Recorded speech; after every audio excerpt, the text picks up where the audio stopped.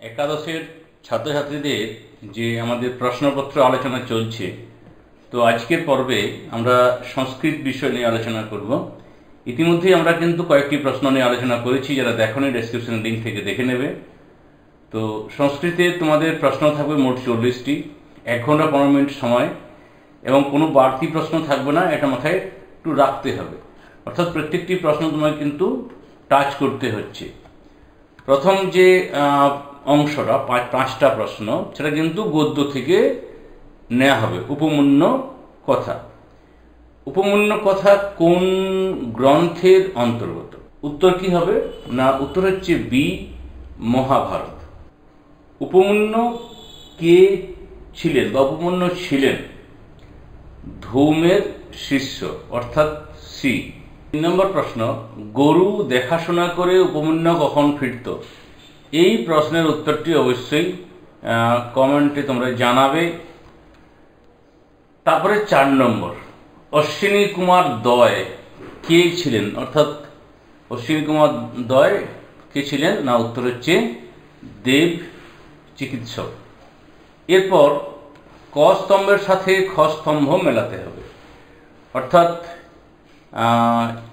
5 দিন, তা 5 দিনের মধ্যে কবে কি করেছিল একটু মিলিয়ে দেখো, দেখলে কি পাবে বলো তো?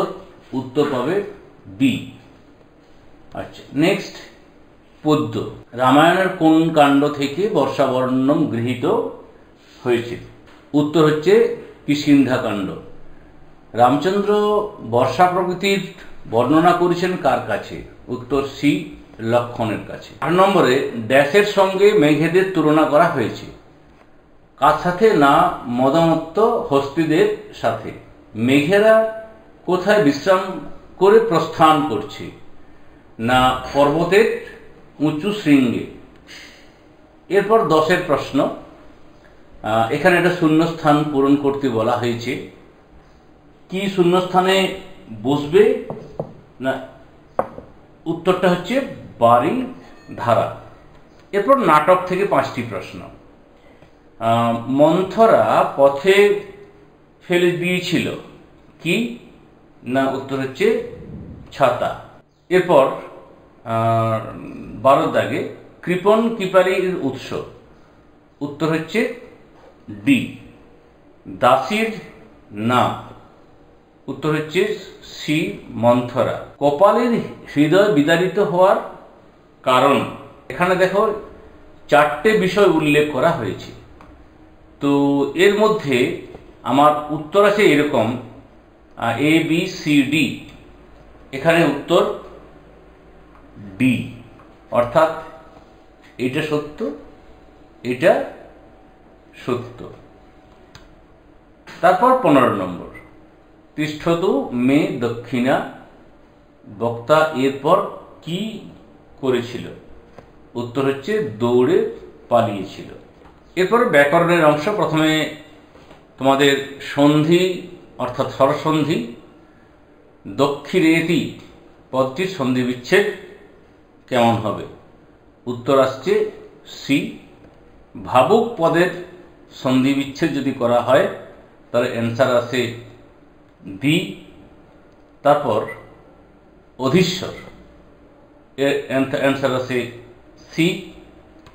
সপ্তর্ষি সন্ধি বিচ্ছেদ, এটা আশা করি প্রত্যেকেই জানো যে সপ্তযুক্ত ঋষি অর্থাৎ বি। তারপর 20, এখানে ত ও দ এর পরে চ থাকলে ত দ স্থানে কি হয়? উত্তর কি হয়? না, উত্তর হয় চ। এটা সন্ধি বিচ্ছেদের একটা নিয়ম, সেখান থেকে প্রশ্ন। 21 নম্বর প্রশ্নের অ্যান্সার হচ্ছে সি। এরপরে অর্থাৎ আমার এখানে 6টি প্রশ্ন ছিল, 3টি স্বরসন্ধি থেকে, 3টি ব্যঞ্জন সন্ধি থেকে। শব্দরূপে 3টি প্রশ্ন। বালক শব্দের চতুর্থী বহু বচন, উত্তর হচ্ছে বালকেভ্য। অসমত শব্দের পঞ্চমী এক বচন, উত্তর বি, মত। তারপর দ্বি স্ত্রী ইন পঞ্চমী, উত্তর হচ্ছে বি তাভম। এরপরে ধাতুরূপ থেকে 3টি প্রশ্ন। ধাতু পুজ, পুজ ধাতু সাথে লট, মধ্যম পুরুষ, একবচন, এখানে বি অ্যান্সার, পূজয়সী। তারপর 26-এর দাগের যে প্রশ্ন তার অ্যান্সার এ করতি। তারপর 27-এর দাগের যে প্রশ্ন তার উত্তর বি গচ্ছন্তি। এরপরে প্রত্যয়, নিষ্ঠা প্রত্যয় বলা হয়, এই যেখানে এবিসিডি রয়েছে তার মধ্যে এ হচ্ছে অ্যান্সার। ফলানি বাঁদরা, এক্ষেত্রে অ্যান্সার আসছে শূন্য স্থানে ডি। প্রণম্য পদের ভিন্ন রূপ হল না, উত্তর হচ্ছে বি প্রণত্ব। সাহিত্যের ইতিহাস, এখানে সাহিত্যের ইতিহাসের প্রথম যে প্রশ্নটি রয়েছে এই প্রশ্নের অ্যান্সারটি কমেন্টে জানাবে, আশা করি পারবে। গানের আকারে পড়া হয়, উত্তর সামবেদ। সংহিতা শব্দের অর্থ, উত্তর সংকলন। অথর্ববেদের ব্রাহ্মণের নাম, উত্তর হচ্ছে গোপদ। রামায়ণ অবলম্বনে ভাস রচিত 2টি নাটক, উত্তর হচ্ছে সি প্রতিমা ও অভিষেক। মূল রামায়ণের ভাষা, উত্তর সি লৌকিক সংস্কৃত। রামায়ণ ড্যাশ ছন্দে রচিত, উত্তর সি অনুষ্টুপ।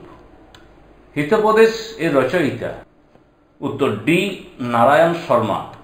নিচের বিবৃতিগুলি পড়ে সঠিক বিকল্পটি চয়ন করো। এই 4টে বিকল্প যদি আমরা পড়ি তাহলে কি অ্যান্সার পাবো না, যতগুলো বিষয় আছে তার মধ্যে উত্তর একমাত্র তো সি 3 নম্বরটি সঠিক। কথাশরিত হিতোপদেশের পরে রচিত। শেষ প্রশ্ন, কথাশরিত শ্লোক সংখ্যা, উত্তর হচ্ছে এ 22,000। আগামী দিনে ইংরেজি এবং 12 বাংলা প্রশ্ন নিয়ে আলোচনা হবে। সকলকে ধন্যবাদ জানিয়ে এখানেই